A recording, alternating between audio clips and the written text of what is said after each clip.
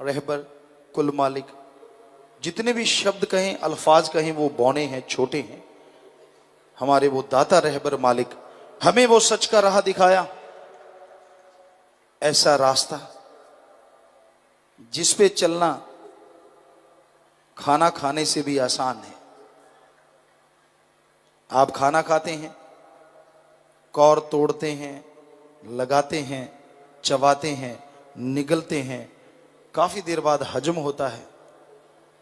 लेकिन सतगुरु ने ऐसा नाम गुरुमंत्र बताया, पैदल जा रहे हो, लेटे हो, बैठे हो, कोई भी आपका शारीरिक काम आप कर रहे हैं, करते रहिए, बस जीवा से, ख्यालों से मालिक का नाम लेते जाओ, दरगाह में मंजूर कबूल होता जाएगा। कोई समय था ऐसा पिछले युगों में, सारी सारी जिंदगी लोग मालिक के लिए बैठे रहते थे।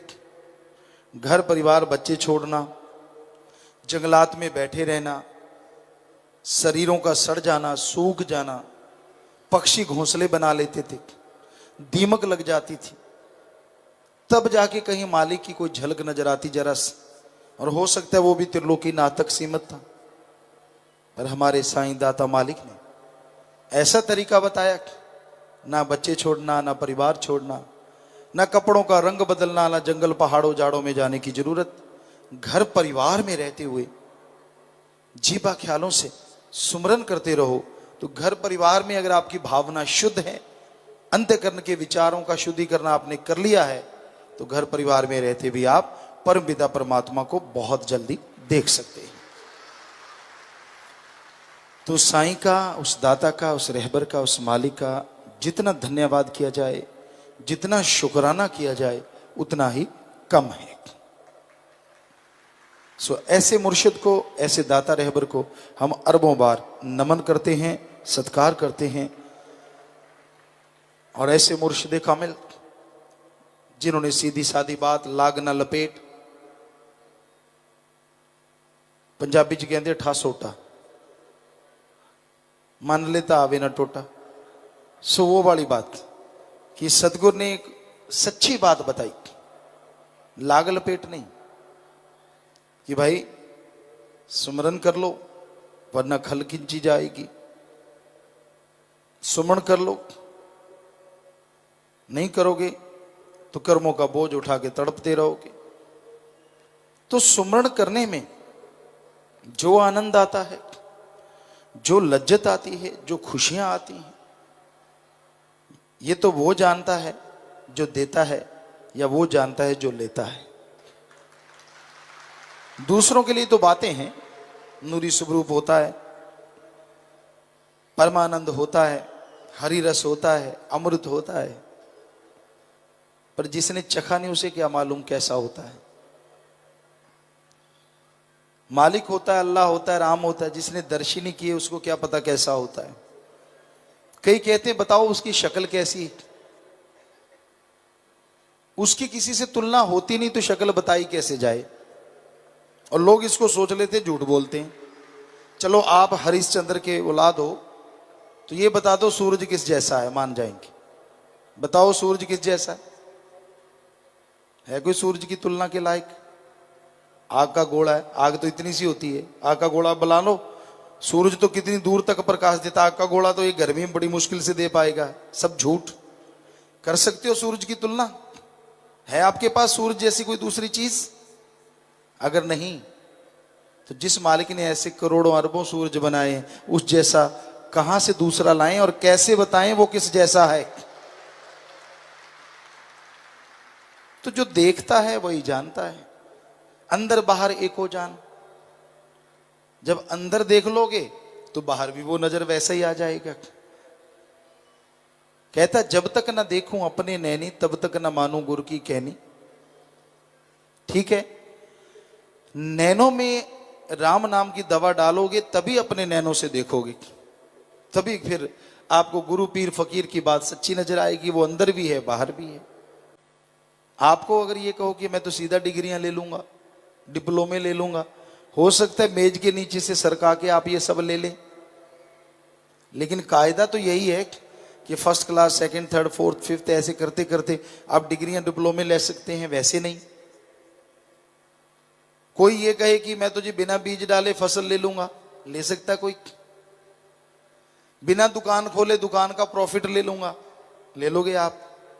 नहीं ले सकते। तो फिर बिना भक्ति के भगवान कहां से मिलेगा बताओ? भक्ति तो करनी पड़ेगी। कहते भक्ति ना करनी पड़े, सीधा साधा दिखा दो हमें तो मान जाएंगे गुरु है। क्यों जरूरी है आपको मनवाना? ना मानो, आपको फिर क्यों मनाए? क्यों ना सीधा राष्ट्रपति को मना लें ऐसा करके, बाकी सारे तो अपने आप ही मान जाएंगे। ये हुक्म ही नहीं है फकीरों को कि ऐसा कोई चमत्कार दिखा दे। तो कहने का मतलब भक्ति आपको करनी पड़ेगी, अपने अंतःकरण की सफाई भी आपको करनी पड़ेगी, तब जाके आप परमपिता परमात्मा के नूरी स्वरूप को देख पाएंगे। ये नहीं है कि भगवान पहले और भक्ति बाद में। जब भगवान मिल गया फिर भक्ति की क्या जरूरत? पर लोगों को तो यूं ही है ना, आजकल टीवी पे लोग देखते हैं, बच्चे देखते हैं, रिमोट है, बटन दबाया ये हो गया, बटन दबाया इच्छा पूरी हो गई। कहता मजा आ जाए, भगवान मिल जाए, बस बटन दबाते रहेंगे बैठे बैठे। उसको पाने के लिए कड़ा परिश्रम करना पड़ता है। कोई भी खेल है, कोई भी खिलाड़ी है, कोई भी भक्त, कोई भी साधक है, उसको साधक बनने के लिए साधना करनी पड़ती है, और तब जाके परमपिता परमात्मा का हरिरस अमृत आबो हयात मिला करता है। और साधना के लिए अति जरूरी है गुरु वचन। गुरु वचन नहीं मानना। और गुरु क्या वचन कहता है? सुमरन करो, दीन दुखियों की मदद करो, परहित परमार्थ करो। वो तो कहता ही नहीं कि मेरे पांव दबाओ, वो तो कहता नहीं कि मेरी सेवा करो, वो तो कहता है सब मालिक की औलाद हैं, जितनी आप मालिक की औलाद की सेवा करोगे उतना ही आपको, आपके परिवार को, कुटुंब कबीले को खुशियां मिलेंगी और आप सुखों से माला माल हो जाओगे। तो पीर फकीर की बात मानो, सुमरन जरूर करो। ये कलयुग है। 5 मिनट सही, 15 सही, 20 सही, 5 से शुरू करो, फिर 2 मिनट, 7, 9, 11, 15, 20 ऐसे बढ़ाते जाओ। कहीं सोच लो विदि ने 5 मिनट कह दिया, कि मन बड़ा शैतान है, 5 कह दिया जी, 5 तो कर ही लिया करेंगे। हमने तो एक दिन के लिए 5 कहा, अगले दिन 7, फिर 9, फिर 11, फिर 15, ऐसे रोज बढ़ाते जाना। कर लो शुरू 5 से, और आधे घंटे घंटे तक ले जाओ। इसमें आपको ही खुशियां मिलनी है। संत इसीलिए आते हैं संसार में कि उसके तमाम जीवों को खुशी मिले। आप जितने भी लोग बैठे हो, आपके बच्चे हैं, आपका परिवार है, आप अपने बच्चों, परिवार के लिए कर्तव्य निर्वाह करते हैं, कर्तव्य पालन करते हैं, अपना गर्ज उनकी पूरी करते हैं। गलत नहीं है, सही है। पर संतों की औलाद तो सारी दुनिया होती है, सारी सृष्टि होती है। आप अपने 2-4 बच्चों के लिए परेशान हो जाते हैं, यार नौकरी नहीं लगा, पढ़ता नहीं, ये आवारा निकल गया, ये ढंग से मेरी इज्जत नहीं करता, उसके लिए परेशान हुए रहते हैं, चदरें फाड़ते रहते हैं सोते सोते भी। कैसे ठीक हो, ऐसे ठीक हो जाए, इधर करवट बदली, इधर बदली। अब जरा सोचिए, जिस पीर फकीर के लिए जो मालिक की औलाद है वो खुद की औलाद है, तो वो तो उन सबके भले के लिए करेगा ना, भले के लिए सोचेगा। तो उनका भी ये कर्तव्य होता है, वो भी इस कर्तव्य का निर्वाह करते हैं। तो हम आपको जो बताते हैं, आपकी सेवा में अर्ज करते हैं, वो सब सदगुरु मौला दाता रहबर का ही बताया हुआ होता है, वो ही हमसे कहलवाते हैं, ताकि आपका भला हो, आपके परिवार का भला हो।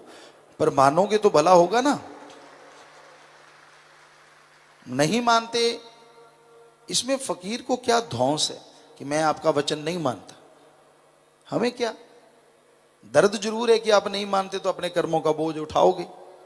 मान जाओ तो आप अपने कर्मों के बोझ से हल्के हो जाओगे, फायदा आपका है। तो भाई साईं जी दाता रहबर ने हमें ये पाठ पढ़ाया, हमें ये शिक्षा दी कि नेकी के रास्ते पे चला करो, सबका भला करा करो, इंसानियत को कभी ना छोड़ो। जो मालिक से मोहब्बत करते हैं इंसानियत उनके रग रग में बस जाया करती है। वो दया, रहम की भावना कभी त्यागा नहीं करते। उनके अंदर दया, रहम हमेशा बढ़ता जाता है। वो किसी को दुखी करते नहीं।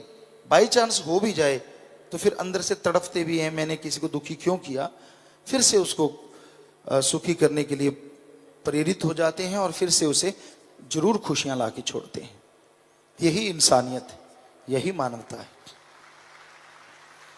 5 तत्व का पुतला है इंसान, पृथ्वी, पानी, अग्नि, वायु और आकाश। कभी कभार कोई तत्व भड़क जाता है, गुस्सा आ जाता है, बुरा कह बैठता है, पर आपको लगा कि आपने वाकई बहुत बुरा बोला और आपके अंदर भगवान के प्रति, सतगुरु के प्रति प्यार है, तो उसी समय आपके अंदर आ जाएगा कुछ देर के बाद, यार तूने गलत किया, भाई तूने गलत किया। तो फिर गलती को फौरन सुधार लो। उससे जाके कहो मुझे क्षमा कर, माफ कर भाई, मेरा पारा चढ़ गया था। और जब पारा चढ़ जाता है ना, 36 प्रकार का भोजन भी जीरो लगता है जिसको बुखार चढ़ जाए। जिनको चढ़ा होगा वैसे सबको चढ़ जाता है। और जब बुखार चढ़ता है तो आप खाना खा के देखो कैसा लगता है, बकबका, क्योंकि पारा चढ़ा होता है। ऐसे मन का पारा है। जब क्रोध आया होता है तो फिर सारे बेकार लगते हैं, और जब डाउन हो जाता है, जब बुखार टूट जाता है, फिर 36 प्रकार नहीं, चाहे कितने बासा पड़ाओ सारे रगड़ जाता है। वो भी इंसान है। जब पारा उतर गया, गुस्सा उतर गया और उसको लगा कि मैंने गलत किया, और जाके क्षमा मांग ले कि भाई गलती हो गई यार, मैं पारा चढ़ा हुआ था, मेरे गलत बोला गया तेरे से, वाकई इंसानियत है। पर कई लोग कहते ना, मेरी तो ईगो हर्ट हो जाएगी, मेरी तो बेइज्जती हो जाएगी अगर मैं ऐसे जाके। छोटे छोटे बच्चे सॉरी नहीं करते। आजकल के ऐसे माँ बापों को हमने देखा है, उनको बोलो कर सॉरी, नहीं करता। फिर जब छित्र दिखाते हैं तो कहते हैं हाँ करता हूं। बड़ी हैरानी होती है यार, ये क्या है, कैसा युग है। सतगुरु मौला ने हमें तो समझाया था, कभी ऐसी गलती होने ही नहीं देते थे, पर हमने देखा है कि हमारे संगी साथी भी कई होते, तो अगर हो जाता, कई ऐसे थे जो फौरन मान लेते, यार मैंने गलत कर दिया, सॉरी। क्या फर्क पड़ता है उससे? कोई आपका तगमा उतर जाएगा, बल्कि इंसानियत का तगमा लग जाएगा कि ये आदमी सच्चे दिल का है। उसकी एक अलग पहचान बन जाती है। अहंकारी कुत्ते की पूंछ की तरह होते हैं जो कभी सीधी नहीं होती, और समाज वाले उसे इज्जत नहीं करते, यार ये तो अहंकारी है, अहंकार का भरा हुआ। तो इसलिए सतगुरु साईं दाता रहबर मस्ताना जी महाराज ने यही सिखाया, दीनता नम्रता धारण करो तो मालिक कण कण में, जर्रे जर्रे में नजर जरूर। जीव इस संसार में अगर सुख शांति चाहता है तो उसके लिए इंसान को जरूरी है कि उसके अंदर आत्मबल हो, आत्मविश्वास हो। और जिनके अंदर आत्मविश्वास होता है वही बुलंदियों को छू सकते हैं।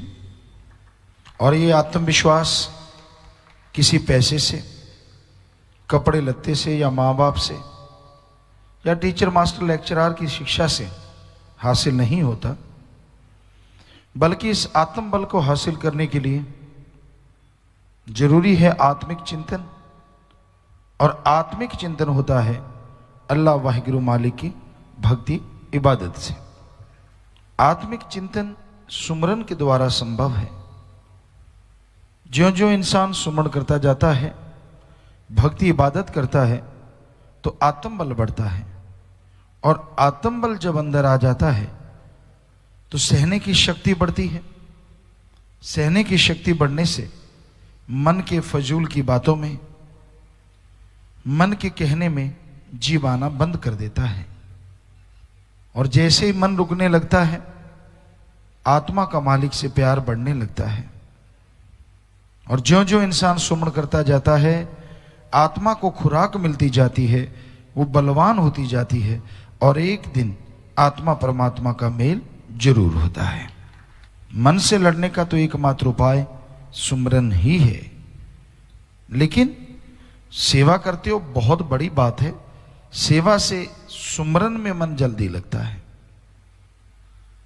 सेवा करने से जब भी आप सुमरण करेंगे तो मन जल्दी धुन को पकड़ेगा, रुक जाएगा बुराइयों की तरफ से। आत्मा धुन को पकड़ती हुए मालिक के नजारे लूटेगी तो मन भी साथ हो जाता है। फिर मन बुराई की तरफ नहीं, अच्छाई की तरफ चलता है। मन स्वाद का आशिक है। यहां इसे ज्यादा स्वाद मिलता है, ज्यादा लज्जत मिलती है, वहां दौड़ के जाता है। तो राम नाम में जो लज्जत है, जो स्वाद है, वो दुनिया में किधर भी नहीं है। इसलिए मालिक के नाम का सुमरन करो, भक्ति इबादत किया करो, ताकि मालिक की खुशियों के आप काबिल बन सकें।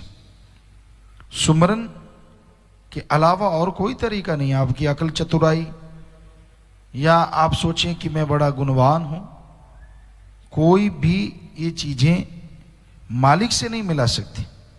हाँ, समाज में, घर परिवार में इज्जत शोहरत दिला सकती हैं, आप इसके द्वारा बहुत कुछ हासिल भी कर सकते हैं, लेकिन भगवान को नहीं।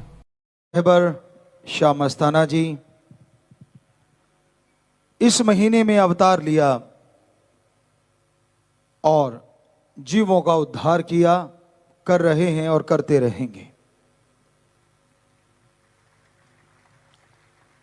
ऐसे ऐसे घर जो नरक बन गए थे, यहां नशा, यहां शराब की बोतलें, तरह तरह के नशे बर्बादी की ओर ले जा रहे थे, घरों को बर्बाद कर रहे थे। उन्होंने ऐसा राम नाम की युक्ति बताई, उन्होंने ऐसा राम नाम का बाजा बजाया कि वो सारे नशे भाग गए और वो घर फिर से स्वर्ग बन गए। और फॉलो करें आप सब उनके बताए वचनों को, जिन्होंने किए थे, कर रहे हैं और करते रहेंगे। क्योंकि कर्ण करावणहार वो दाता रहबर शास्त्र नाम शाह मस्तान है। सो आप अमल कीजिएगा, यकीन मानिए खुशियों का आलम जरूर आपके घरों में, आपके जिस्म में आपको महसूस ही नहीं होगा, बल्कि वो समाज का भी भला करेगा। तो सच्चे दाता के रहमो करम, सच्चे दाता के गुणों का बखान किया नहीं जा सकता और किए हुए पर उपकारों का ऋण नहीं चुकाया जा सकता। सोच के देखिए, राक्षस बुद्धि को देव बुद्धि से भी आगे ले जाना, इतना बड़ा चेंज, और वो भी थोड़े से शब्द देके करना, अपने आप में बेमिसाल बेमिसाल। तो दादाजी ने, रहमो करम के मालिक ने जो समझाया, जो बताया, उसी की चर्चा हम हमेशा करते रहते हैं। वो ही करवा रहे हैं, वो ही करवाते थे और वो ही करवाते रहेंगे। सच्चे सौदे का मकसद क्या है? सच्चा ओम हरि अल्लाह वाहिगुरु राम है। वो सच था, सच है और सच रहेगा। वो ना बदला था, ना बदला है, ना कभी बदलेगा, जिसे ओम हरि अल्लाह वाहिगुरु गॉड कहा जाता है। तो सच्चा तो हो गया परमात्मा। सौदा, बिजनेस, व्यापार। कौन सा सौदा? सौदे से लगता है सौदेबाजी चलती है। जी हां, यहां चलती है। कौन सी सौदेबाजी? आप अपने बुरे कर्म ले आओ, आप नशा ले आओ, जितनी बुराइयां करते हो, जो अपने शरीर में लेके नशा जो घूम रहे हो, वो जो आपकी आदतें नशा बन चुकी हैं, वो नहीं, बाहर वाला ना ले आना, कहीं सोचो गुरुजी ने मंगवाया है ना भाई ना। कहने का मतलब, आपका शरीर जो आदि हो चुका, वो नशे का ही तो घर है। उसको ले आओ, बुरी आदतें ले आओ, अरे अपने पाप गुनाह ले आओ, और ओम हरि अल्लाह वाहिगुरु की कृपा से, शास्त्र नाम शाह मस्तान की कृपा से यहां दे जाओ। बदले में अनमोल राम का नाम, अल्लाह वाहिगुरु गॉड का नाम ले जाओ। जो घर में बैठ के जितना जाप करते रहोगे, जितना उसे लगाते रहोगे दिलो दिमाग रूपे, उतना ही चेहरे पे नूर आएगा, घर में बरकतें आएंगी। बिजनेस, व्यापार, जो भी काम धंधा आप करते हैं, उनमें आपको और तरक्कियां हासिल होंगी। तो ये सच्चा सौदा, सौदा ये है। यहां पे और चढ़ावा नहीं, ये चढ़ावे चढ़ते हैं। क्या कोई पैसे की बात नहीं होती? जी बिल्कुल होती है। प्रेरित किया जाता है सच्चा दान कौन सा है, क्योंकि सच्चा सौदा सच से ही शुरू करते हैं। सच्चा दान कौन सा है, क्योंकि हमारे धर्मों में सभी में दान निकालने की प्रथा है। कोई तीसरा, कोई सातवां, कोई 10वां, कोई 15वां हिस्सा निकालने की चर्चा करते हैं हमारे संत, पीर, पैगंबर, गुरु साहबान, महापुरुष। और उन्होंने सही कहा, सच कहा। समय के अकॉर्डिंग रेशो कम ज्यादा होता रहा, लेकिन वो सच है। 100 में से 1 रुपया निकालो, 10 निकालो, 20 निकालो, 15 निकालो, जितने आप निकाल सकते हो उसको निकालो, अपने घर में रख लो। या तो कोई संत सदगुरु पूर्ण हो, वो कहे फलां जगह लगाओ, वो कहां लगवाता है। बेसहारों का आसरा बनाओ, दीन दुखियों का इलाज करवाओ, जो पढ़ नहीं पा रहे दुनियावी ज्ञान के साथ साथ राम नाम से जोड़ो, नशेड़ियों का नशा छुड़वाओ। ऐसी जगह बनाओ यहां आके बैठ के लोग राम नाम गा सकें। ठेके खुलते हैं, कोई चर्चा ही नहीं होती। अरे ऐसा जगह खोलो यहां पे बैठ के राम नाम का नशा हर कोई ले सके, अल्लाह वाहिगुरु के नाम का नशा ले सके, ऐसी जगह बनाओ। दूसरे शब्दों में पैसे को अपने घर में रखो। या तो संत पीर फकीर ऐसा कहे, या फिर आप देखो आपके इर्द गिर्द कोई दुखी, परेशान, दर्द से तड़फता हुआ पशु, पक्षी, परिंदा, इंसान मिल जाए, पहले तौर पे उसका जाके इलाज करो। दूसरा, कोई बेटी है, आज के समाज के अकॉर्डिंग बड़ा अजीबोगरीब समय आ रहा है, किसी के पास इतना पैसा नहीं, मजबूर है कि बेटी की शादी नहीं कर पा रहा, जाओ उसकी मदद करके बेटी की शादी करवाओ। कोई मजबूर है, अपने बच्चों को पढ़ाना चाहता है लेकिन पैसा नहीं, जाओ किताबें दे के फीस भर के उसकी शिक्षा पूर्ण करवाओ, ताकि वो बच्चा अपने पैरों पे खड़े पूरे घर का फैसला वो खुद करेगा, यानी वो पूरे घर को स्वर्ग बना देगा, वो पूरे घर को पार उतारा करवाएगा, पूरे घर का एक स्तंभ बन जाएगा, जिसके चलते रोटी के लाले नहीं पड़ेंगे। आपने एक को नहीं, पूरे घर को ही बदल के रख दिया आपके थोड़े से दान ने। सही जगह पे अगर दान कर दिया जाए, उस पैसे का कई गुना बढ़ के सुख, कई गुना बढ़ के वो बन के आता है, दया में राम की लेके आता है।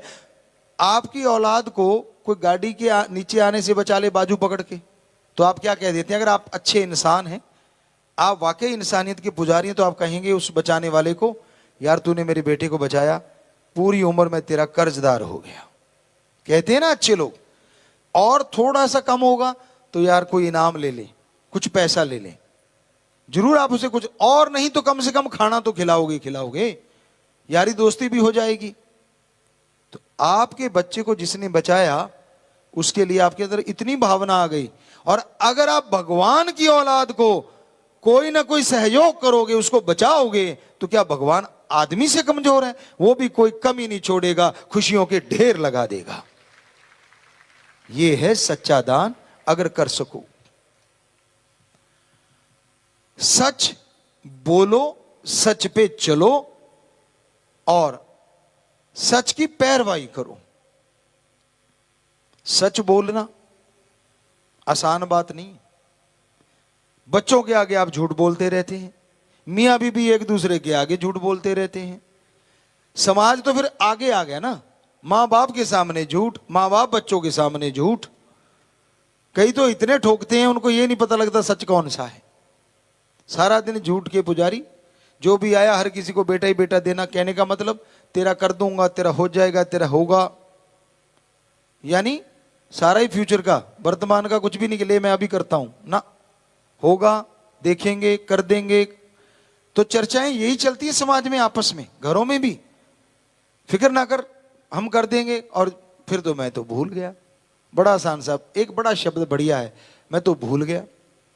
ये नहीं पता कि तू भूलने के लिए ही बोला था, करना तो था ही नहीं। तो इस तरह आज के दौर में सच बोलना अपने आप में एक चैलेंज है। इंसान जब चल के आते हैं तो जन्मों जन्मों के पाप धुल जाया करते हैं। ऐसी समझ, ऐसी सोच ही आती है जिस पे चलता हुआ इंसान दोनों जहां की खुशियों का हकदार बनता चला जाता है। परमपिता परमात्मा, वो भगवान, वो अल्लाह, वो राम कहाँ रहता है, किस रूप में रहता है, इसकी समझ धीरे धीरे इंसान को आनी शुरू हो जाती है। अपनी भावना को, अपनी श्रद्धा को जब आप बुलंदियों पे ले जाते हैं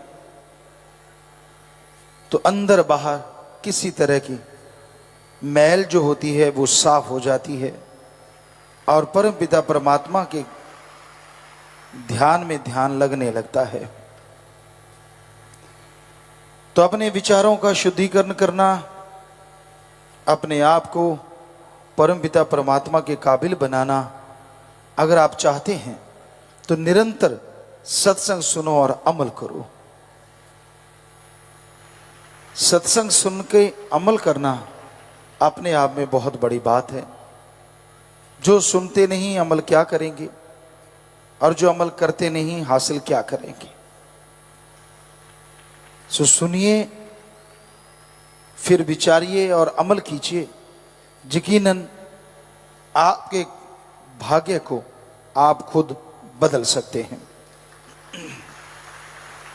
यूं ही नहीं कहा जाता कि सत्संग में आने से तकदीरें बदल जाती हैं।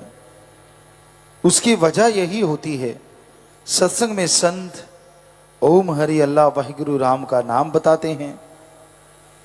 जो उसे सुन लेते हैं, सुन के फिर अमल करते हैं, वो आवागमन से आजाद तो होते ही हैं। जीते जी गम दुख दर्द चिंताएं उनको नहीं घेर सकती, उनसे भी वो आजाद हो जाते हैं। संग का रंग लाजमी चढ़ता है। जैसे भी लोगों के पास आप बैठेंगे, जैसी सोहबत करेंगे, उसका असर लाजमी आप पे होने वाला है। आज नहीं तो कल, कल नहीं तो परसों, देर सवेर वो असर आप पे होगा और आप मालिक की कृपा दृष्टि से दूर रहेंगे, अनजान रहेंगे। क्योंकि अगर नमक का संग सोहबत अगर कोई करता है तो हर चीज नमकमय हो जाती है। कहते हैं कोयले की खान में जाने से इंसान कालिक से नहीं बच सकता। खारे कुएं में कितना भी चीनी डाल दो वो मीठा नहीं होता। काग को कितना भी सफेदी से पूत दो वो पानी में से दूध या हरिरस नहीं नितार सकता, बल्कि वो कूड़े करकट पे जाके चोंच मारता है।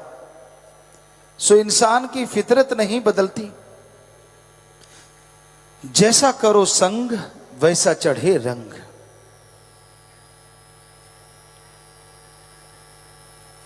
अगर पास अग्नि के बैठोगे जाकर तो उठोगे एक दिन कपड़े जलाकर। अगर पास फूलों के बैठोगे जाकर तो उठोगे कपड़ों में खुशबू बसाकर। कि किसी दिन आप आग के पास बैठ जाते हैं, आग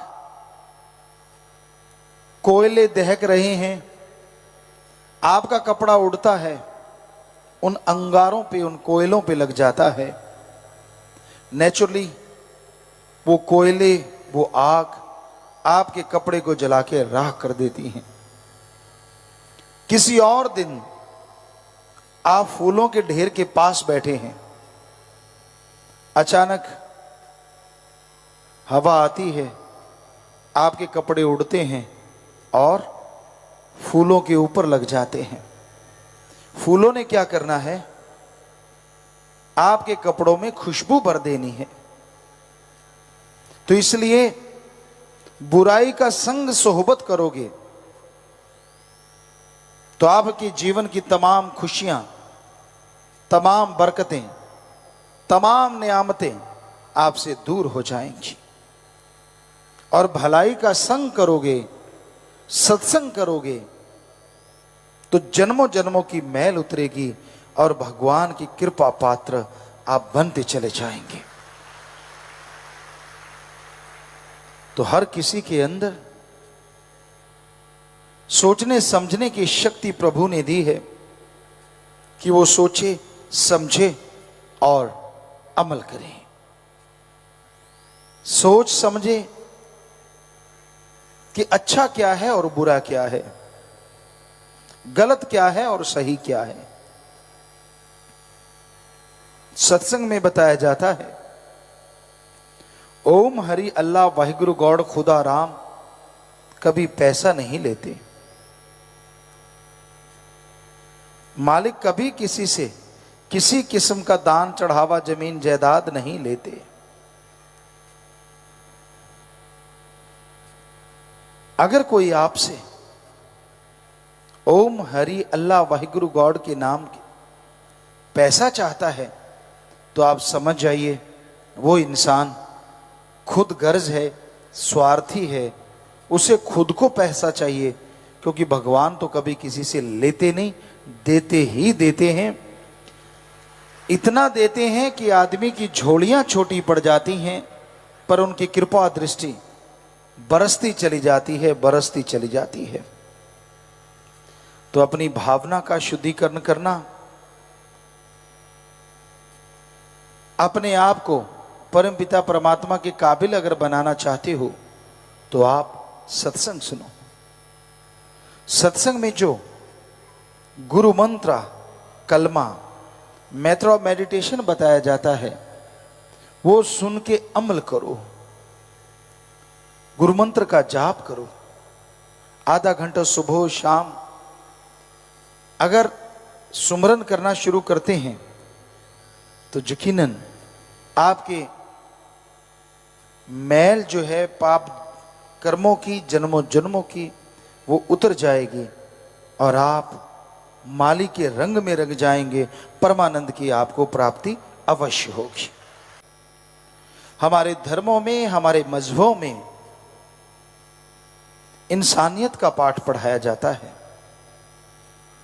लेकिन आज जो देखते हैं, इंसान को इंसानियत का ही पता नहीं। कई जगहों पे हमने ये बात पूछी कि इंसानियत किसे कहते हैं,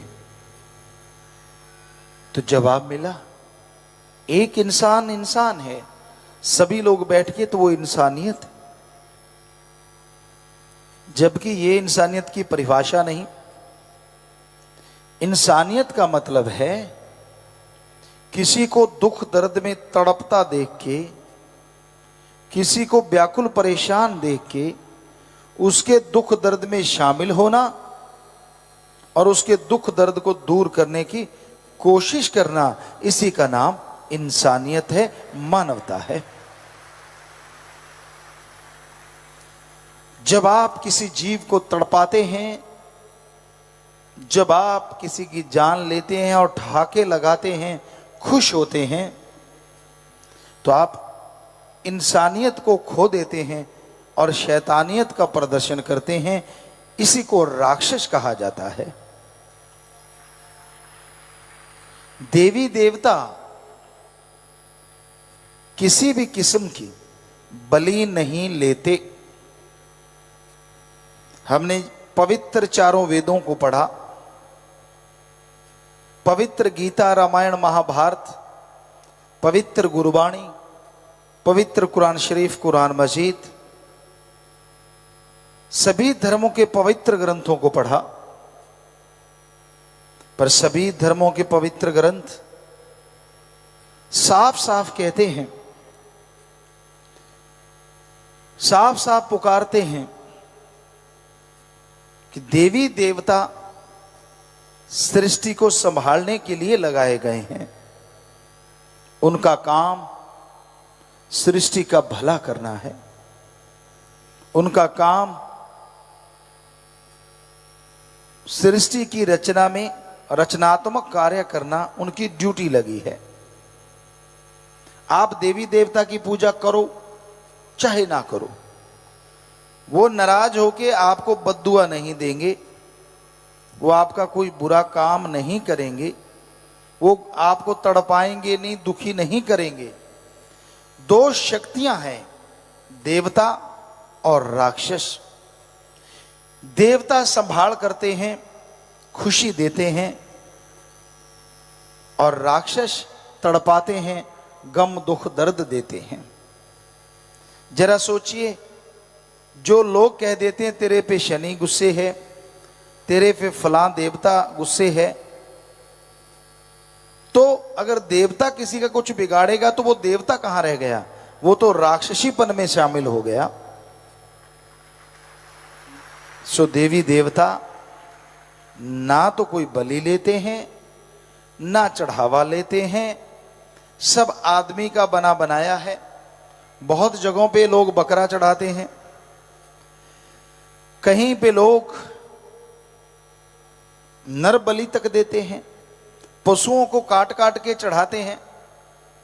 हम चैलेंज करते हैं, कोई सज्जन बताए जिस बकरे को काटा, जिस पशु पक्षी को काटा, क्या देवता ने आके उसका भोग लगाया? नहीं लगाया। देवता के हिस्से में तो खोपड़ा आया, बाकी नर्म मांस तो सारा खुद खा जाते हैं, या पांव के तले रुलता रहता है पशु पक्षी परिंदे।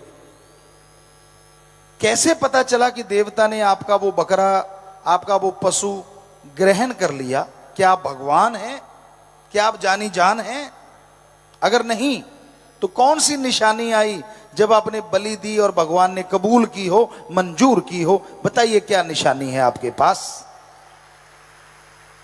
ये सब झूठ फरेब है, ये सब इंसान की बनाई चीजें हैं। जब इंसान ऐसे पाप करता है तो उसको भोगने के लिए भी तैयार रहना चाहिए। कुदरत की ऐसे कहर आते हैं, ऐसी आपदा आती है कि सब कुछ धरा धराया रह जाता है और आदमी इस दुनिया से चल बसता है। प्रकृति से छेड़छाड़ ना करो। कई लोग कह देते हैं कि गुरुजी अगर मछलियां हम नहीं पकड़ के खाएंगे तो समुद्र में तो मछलियों की बाढ़ आ जाएगी। ये आपका कहना है। कई कहते हैं बकरे चतरे मुर्गे अगर हम नहीं खाएंगे तो इनकी भी बाढ़ आ जाएगी। ये सारी बातें झूठ हैं। समुद्र में आपने सुना होगा, बड़ी मछली छोटी को खा जाती है और उससे बड़ी उसको, उससे बड़ी उसको, आपस में एक दूसरे को निगल जाती हैं, खा जाती हैं। मालिक ने प्रकृति का संतुलन बनाने के लिए सब इंतजाम किया है। आपको ठेका नहीं दिया कि पशुओं को मारो, काटो या उनको खत्म करो।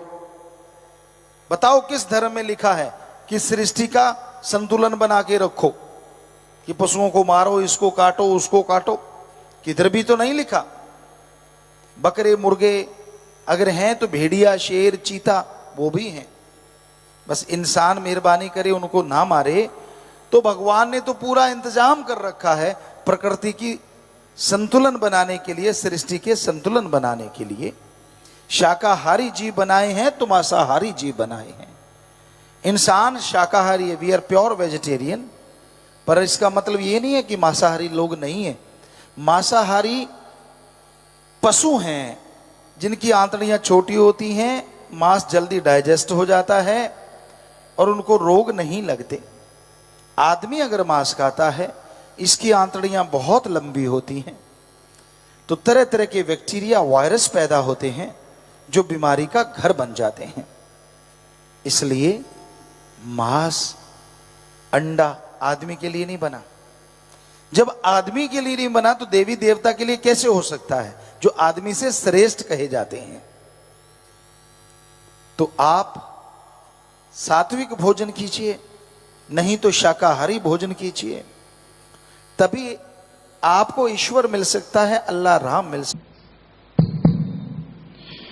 मालिक की साज नवाजे प्यारी साध संगत जियो,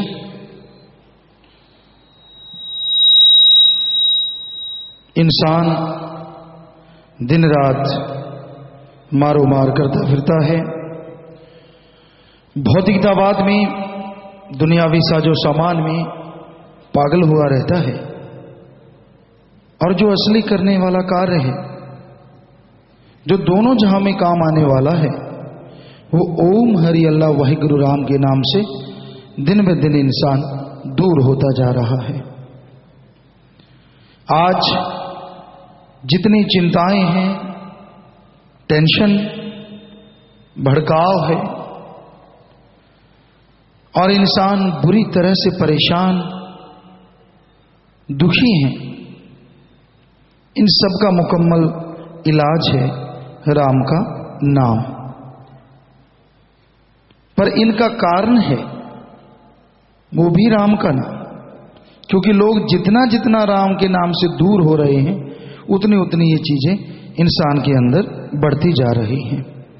बैठे बैठे कोई सोच आ गई, बुरी सोच में चल पड़ा, माया रानी का लोभ लालच किसी ने फेंक दिया, उसके पीछे चल पड़ा।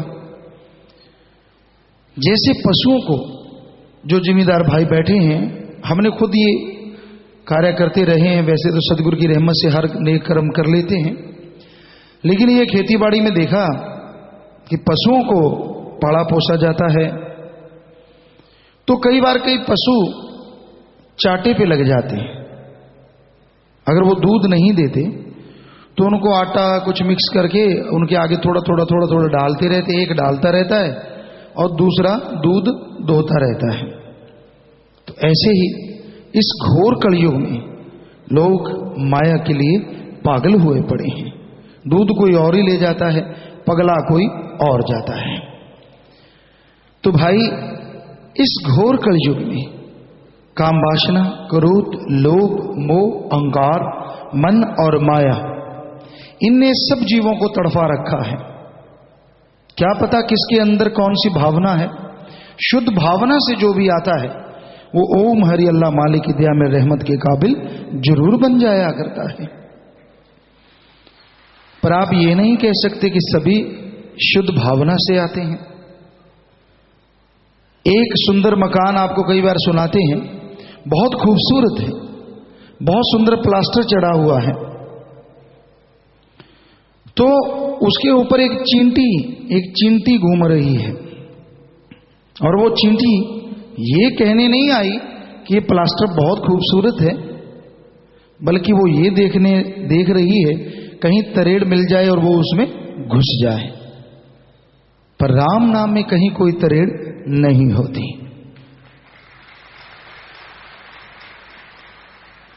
तो भाई, जैसी कोई भावना लेके आता है, पर राम नाम का असर उस पर जरूर होता है, क्योंकि यहां पता नहीं किस किस तरह के लोग आते रहते हैं, क्या क्या उनके अंदर भावना होती है, क्या क्या प्लानिंग करके लोग आते हैं। पर वो सतगुरु, वो अल्लाह, वो वाहिगुरु राम का ये दरबार, उसकी चर्चा होती है। इंसान को इंसान से जोड़ा जाता है, इंसान को अल्लाह वाहिगुरु राम से जोड़ा जाता है। कभी किसी को भी किसी नाम पे झगड़ना, लड़ना या बुरा किसी को कहने के लिए प्रेरणा देना तो दूर, सोचा भी नहीं जाता कि सबसे प्रेम करो, सब मालिक की औलाद हैं, सबसे निस्वार्थ भावना से प्रेम करो। प्यार में वो ताकत है जो ईर्ष्या, नफरत में नहीं है। कोई भी इंसान आए, ओपन माइंड, नैरो माइंडेड बन के ना हो, माया रानी खिला दी गई, आदमी नैरो माइंडेड हो जाता है, या एक ही उसकी सोच होती है। इस पे आपको कई बार एक बात सुनाई। हम यहां आश्रम में आया करते थे शुरू से ही, और एक बार क्या हुआ, कई साथी थे साथ में, तो बेपुरा जी की रहमत से बिल्कुल स्टेज के पास ड्यूटी लगी। 89 का भंडारा था मस्ताना जी महाराज का। तो कहने लगे जी आपने जल्दी ड्यूटी पे आना, कि ठीक है भाई। सबने कसम खा ली कि भाई आप कुछ ज्यादा खाएंगे पिएंगे नहीं, फिर नींद वगैरह किसी को ना आए। तो सब लोग आ गए अपनी ड्यूटी पे सुबह 4 बजे। कई चाय के बड़े शौकीन थे, तो चलो ड्यूटी दी। ड्यूटी देने के बाद यही सोचा कि शाम तक कुछ नहीं लेना, बर्थ टाइप, कि ताकि चुस्ती रहे, थोड़ा बहुत लिक्विड ले लेंगे। तो कईयों को चाय के बड़े शौकीन थे। कहने लगे नहीं हम तो चाय पिएंगे। हमने कहा ठीक है भाई, हम तो पानी थोड़ा बहुत ले लेते हैं, आप चाय लेते रहो। तो वो चाय पीते गए, हमने कहा ठीक है पीते चलो, आपस में हंसने लगे कि ठीक है। एक दो ने राय करी कि भाई ना तो बाथरूम जाना है, सुबह ये कसम थी, ना कोई टॉयलेट वगैरह आप जाए हो, पूरी सेवा करेंगे और अब वहीं जाके जब वापस जाएंगे तो वहीं सब रफा हस्त पूरी करेंगे। अब हमने ना तो चाय पी और पानी भी नाम मात्र, तो वो पानी चाय। आपको पता ही है इतना चाय पानी पिएंगे तो फिर होना क्या था, बाथरूम तंग करने लगा। शाम की ड्यूटी दी भंडारे के बाद से और फिर चल पड़े। अब एक सज्जन, अब तो वो वहां के सरपंच भी बन गए थे, बिल्कुल अनपढ़ भोले भाले थे, तो बेपरवाही कहलवाने वाले हैं, वो करने वाला तो मालिक है। तो पहले उसको कहा था, वो वैसे हंसते, हमने कहा वो भेड़ चराया करते थे, भेड़ बकरियां। तो हमने कहा क्यों भाई सरपंच साहब क्या हाल है, तो वो बड़ा रोता है, क्योंकि उसके बाद गांव वालों ने जब हम यहाँ आए कुछ समय गुजरा तो उसको सरपंच बनाया। तो वो सज्जन हमारे साथ थे और हम लोग गाड़ी में जा रहे थे, तो जो भी कोई रास्ते में मिले वो कहे यार, हमने कहा ये कैसे खड़ा है, कहता है इसको बाथरूम आ रहा है, पेशाब जा रहा है। जितने लोग रास्ते में मिले उसको यही लगा कि सबको बाथरूम आ रहा है, सबने पेशाब जाना है। हमने कहा असल में तेरा खुद का निकल रहा है। कहता कोई शक नहीं, जितनी उखलियां लगती हैं, हंप लगते हैं, कहता दो चार बूंद तो टपक जाता है। तो बड़े हंसते गए, बेप्रवासी का नाम कि नहीं भाई सिमरण करो, तो हंसते रहे और बिल्कुल वहां जाके तो वो गिर ही गए कि नहीं मैं तो आगे नहीं जा पाऊंगा। तो कहने का मतलब लोगों को जैसे वो खुद होते हैं वैसा ही सब कुछ नजर आता है कि आदमी खुद गंदी सोच लेके आता है, वो खुद गंदा है, माया रानी से कोई ऐसा उसका जाल बिछा है, तो उसको सब कुछ चारों तरफ ऐसा ही नजर आता है। सावन के अंधे को हरा ही हरा या काला ही काला, क्योंकि काली घटाएं देखी होती हैं, तो वैसा ही नजर आता है। जैसा आदमी खुद होता है सामने वाले को उसी तराजू पे तोलेगा, पूरा आकड़ के यूं मैं कुछ चीज हूं, होगा भाई, क्योंकि भगवान ने सबको दिमाग दिया, तूने अकेले ने नहीं सारा खरीद के लाया।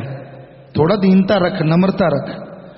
किसी धर्म में, किसी सभ्यता में, खास करके हमारे देश में किसी को यह नहीं सिखाया जाता कि आप अहंकार करो या खुद ही में बैठो या अपनी अलग इमेज बना लो या कुछ ऐसी थ्योरी माइंड में बिठा लो। ये ओपन माइंड आओ और जो जी करे सवाल करो, जो करे बात करो। तो ये घोर कलयुग है, ये भयानक कलयुग, या माया के यार हैं। मालिक का तो कोई उस अल्लाह वाहिगुरु से प्यार मोहब्बत करने वाला अब कोई नहीं है। अब तो लाखों करोड़ों में पहुंच चुके हैं, लेकिन पूरी अगर जनसंख्या देखें तो उसके हिसाब से तो कोई ही रह जाते। तो इस घोर कलयुग में, इस भयानक समय में लोगों को अलग से अपनी कोई सोच नहीं बनानी चाहिए। आइए सुमरन कीजिए, अल्लाह मालिक की भक्ति इबादत कीजिए, फिर देखिए कितना नजारा मिलता है, कितनी खुशियां मिलती हैं। तो मालिक का नाम जपने से ही तमाम खुशियां हैं। आप ओम कहो, अल्लाह कहो, वाहिगुरु कहो, राम कहो, गॉड खुदा रब कहो, जो मर्जी कहो। अब पानी आपने पीना है और पानी ने क्या करना है, आपकी प्यास बुझा देनी है। अब पानी कह लो, जल, नीर, वाटर, वाशर, आब, नीलू, नीरू, अनी, जो मर्जी नाम ले लीजिए। क्या पानी कहने से प्यास बुझेगी? अगर उसको जल कह दिया, नीरू कह दिया, तो क्या पानी से प्यास नहीं बुझेगी? बुझेगी, क्योंकि पानी ने तो अपना काम करना है, प्यास बुझा देनी है। तो उसी तरह ओम कहो, अल्लाह कहो, वाहिगुरु कहो, गॉड खुदा रब मालिक, कोई भी नाम लो, करोड़ों अरबों नाम है उसके, पर सच्चे दिल से लो तो उसने आपको अपना राह दिखा देना है, आपको अपने से मिला लेना है, तमाम गम चिंता परेशानियां खत्म करके दोनों जहां की खुशियों से, परमानंद से आपको लबरेज बना देना है। क्योंकि जैसा करो संग वैसा चढ़े रंग। जैसा संग करते हो, जैसी सोहबत करते हो, उसका असर लाजमी है। अपने वातावरण को चेक कीजिए, आसपास का वातावरण आपका कैसा है, कैसे लोगों में आप बैठते उठते हैं। अगर आप बुरी सोहबत करते हैं, बुरा संग करते हैं, मन का कोई भरोसा नहीं कब बाजी ले जाए। और अगर आप नेक पुरुषों का संग करते हैं, भले पुरुषों का संग करते हैं, तो आप पता नहीं कब बुराइयां छोड़ दें और कब मालिक के नूरी दर्शनों से परमानंद लज्जत से माला माल हो जाए।